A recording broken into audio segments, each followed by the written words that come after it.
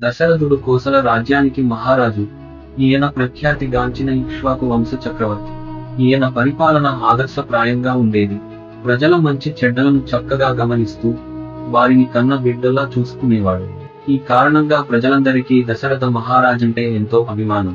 ఆయన పాలనలో రాజ్యం అన్ని విధాలా సుభిక్షంగా ఉన్నా ఆయనకు మాత్రం సంతాన భాగ్యం లేదని ఉంటూ ఉండేది.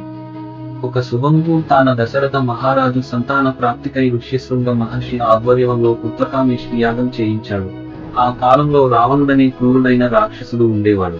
అతడు బ్రహ్మదేవుని వరప్రసాదంతో విర్రవీగి దేవతలను, ఋషులను నానా హింసలు పెడుతుండేవాడు. ఈ హింసలు భరించలేక దేవతలు బ్రహ్మదేవునితో కలిసి శ్రీ మహావిష్ణువు వద్దకు వెళ్లి ఆయనతో, మహాప్రభు, ఈ దుష్ట రావణుని సంహరించి మమ్మల్ని రక్షించు అని మొరపెట్టుకున్నారు. అందుకు శ్రీ మహావిష్ణువు మందహాసంతో, సరే, నేను దశరథుడి పుత్రుడిగా జన్మించి రావణుని సంహరిస్తాను అని అభయం ఇచ్చాడు.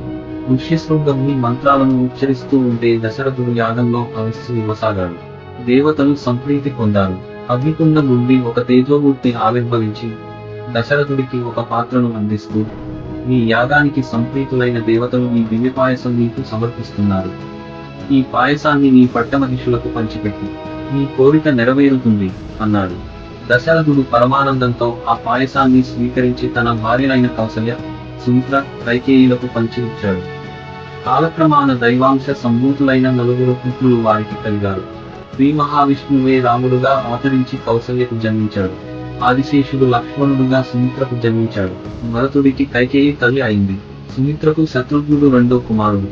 శ్రీరాముడు జన్మించిన ఆ రోజును శ్రీరామనవమి అనే పండుగ దినంగా ప్రజలు నేటికి వేడుకతో జరుపుకుంటారు.